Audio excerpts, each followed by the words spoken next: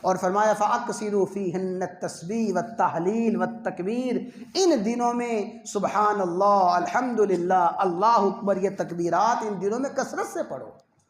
ایک ہے مطلق تکبیرات، مطلق تکبیرات تو ابھی شروع ہیں، یعنی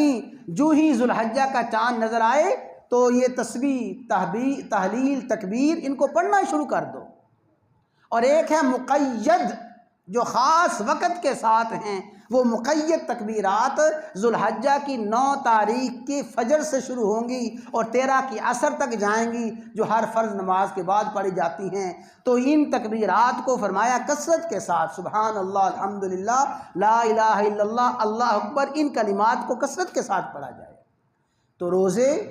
ان دنوں کی خاص عبادت ہے، اور روزوں کے ساتھ ساتھ رات میں عبادات ہوں، اور بھئی نیکیوں میں کچھ نہ کچھ اضافہ ہو، اعمال صالحہ میں اضافہ ہو، اور پھر آنے والا جو عرفہ کا دن ہے اس دن خاص کر ضرور روزہ رکھا جائے، اور ان دنوں میں تکبیرات اور تسبیح اور تحمید کا اور تکبیر کا، تمجید کا، تحلیل کا کثرت کے ساتھ پڑھا جائے۔ یہ وہ اعمال ہیں جو ان دنوں میں کرنے والے ہیں۔ اور ایک عمل میں نے پہلے عرض کر دیا تھا کہ فرمایا کہ جس شخص نے قربانی کرنے کا ارادہ کیا ہے، وہ ذی الحجہ کا چاند نظر آنے سے لے کے قربانی کرنے تک نہ اپنے ناخن کاٹے، نہ اپنے بال اتارے، جب تک کہ قربانی نہ کر لے اس وقت تک بال کاٹنے سے، ناخن کاٹنے سے بچا رہے۔ یہ رسول اللہ صلی اللہ علیہ وسلم کا فرمان ہے، آپ کی سنت مبارکہ ہے، اس میں ہر حال میں عمل کرنا چاہیے جب تک کہ کوئی دوسری شرعی مجبوری نہ ہو۔ اور علماء نے فرمایا کہ یہ جو حکم ہے بال نہ کاٹے جائیں، ناخن نہ کاٹے جائیں، اس کی ایک حکمت یہ ہے کہ اللہ تعالیٰ کو نیک اعمال کی اور نیک بندوں کی مشابہت بڑی پسند ہے۔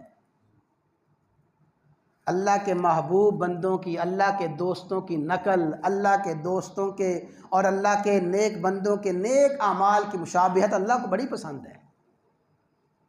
حدیث مبارکہ میں کیا فرمایا گیا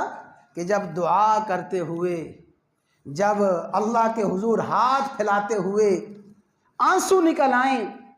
بندہ رو پڑے اپنے گناہوں کو یاد کر کے، اپنے قصور کو اور اپنے غلطیوں کو یاد کر کے، اللہ کی عظمت کو یاد کر کے رو پڑے، اللہ کو یہ رونا بڑا پسند ہے۔ آقا نے فرمایا کہ اگر رونا نہیں آتا تو رونے والوں کی شکل بنا لو،